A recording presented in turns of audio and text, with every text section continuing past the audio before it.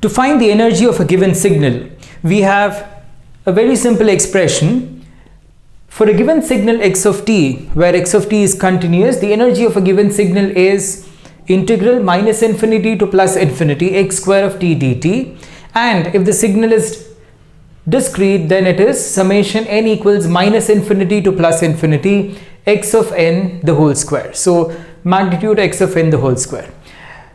Now the energy of a signal can be found only if the energy is finite, right? So the value of energy E always lies between 0 and infinity. And we have to remember that all signals which are energy signals have zero power. They are usually non-periodic and they have a finite time duration. So these are some of the important points you need to remember. Now, given a signal x of t or x of n, how do we calculate the energy E? So let's take a few examples. We need to calculate the energy of the given signal x of t, where x of t is 1 between minus epsilon by 2 less than or equal to t less than or equal to epsilon by 2 and 0 otherwise. So I need to find the energy of this signal. So where the given signal x of t is 1 between this time duration.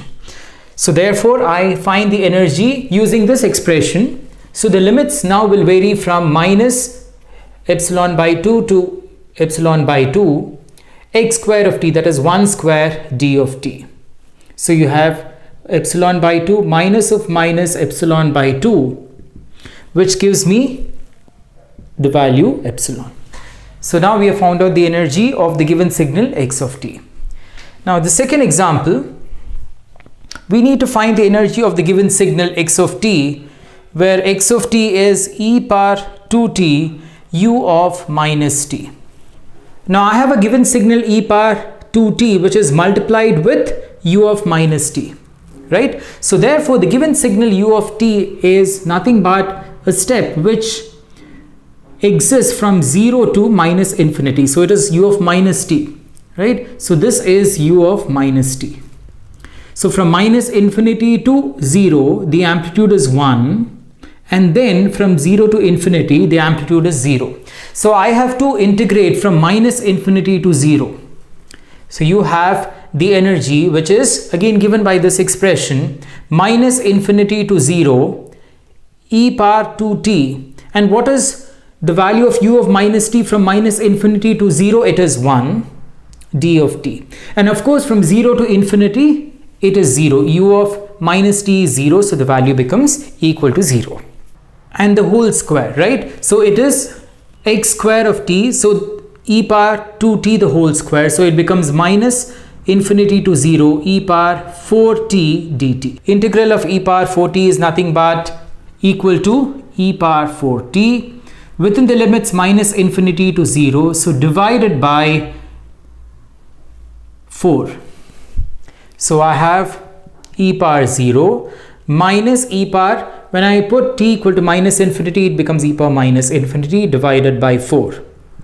So I get 1 by 4, right? So this is e power 0 is 1 minus e power minus infinity is nothing but 1 by e power infinity.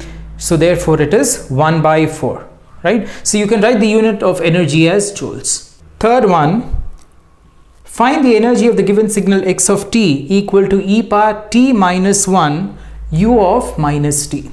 So this is nothing but e power t into e power minus 1 into u of minus t. So I know that what is u power minus t? U power minus t is the given signal where the signal is 1 from minus infinity to 0 and becomes 0 from 0 to infinity. So this is u of minus t. So now according to the given expression, the energy of the given signal is e power minus 1 e power t u of minus t integral minus infinity to plus infinity the whole square dt.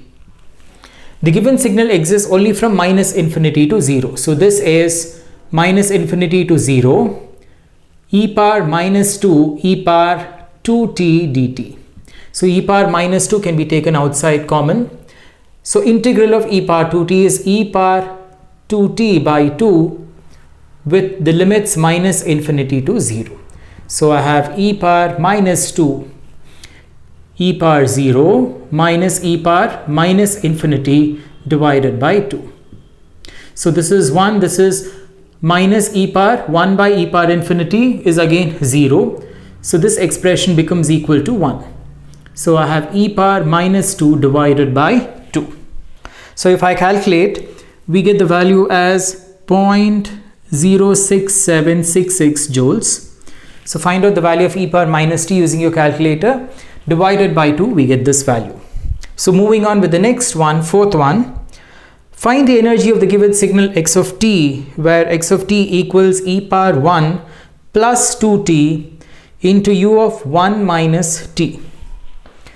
So to find the expression, first we need to find what is u of 1 minus t so that I can find the limits of the integral, because the energy of the given signal is given by this expression. So first let us find what is u of t plus 1. Now u of t is a given signal, step signal, which remains 0 from minus infinity to 0 and becomes 1 from 0 to infinity. What about u of t plus 1? So the given signal is 0 up to minus 1 and then becomes 1 from minus 1 to infinity.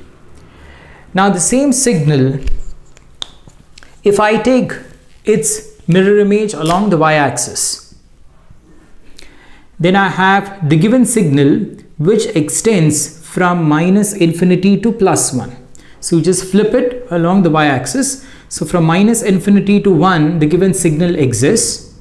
So this becomes u of minus t plus 1. So this is what we need. So we have defined the limits of the integral, where the limits of the integral is from minus infinity to 1. So I have the given signal, energy of the given signal is minus infinity to 1. The value of this term is 1. I can write this as e power 1 into e power 2t the whole square dt. So you get e square I take it outside, minus infinity to 1 e power 4t dt. So this is e power 2 1 by 4 e power 4t with the limits minus infinity to 1. So we'll get e square by 4 e power, if I put t equal to 1, I get e power 4 minus e power minus infinity.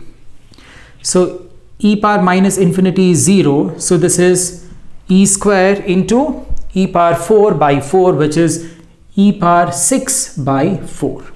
So if I use the calculator, you get the value as 100.86 joules. So this is the energy of the given signal, e power 1 plus 2t into u of 1 minus t.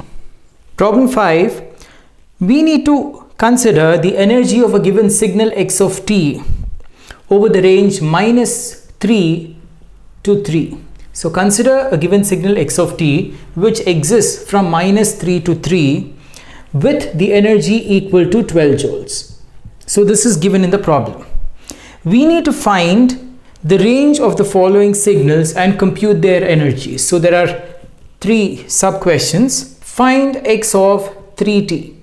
So what is x of 3t? So when I have the given signal multiplied by a factor a which is greater than 1, the signal gets compressed by a factor a. So here a equals 3, so the given signal gets compressed by a factor 3, right? So now the signal will extend from minus 3 by 3 to 3 by 3, which is minus 1 to 1. So now the given signal extends from minus 1 to 1, and similarly the energy of the given signal also gets divided by 3. So therefore the energy of the given signal is 4 joules. 2x of t. We know that the energy of the given signal. So what is the energy of the given signal?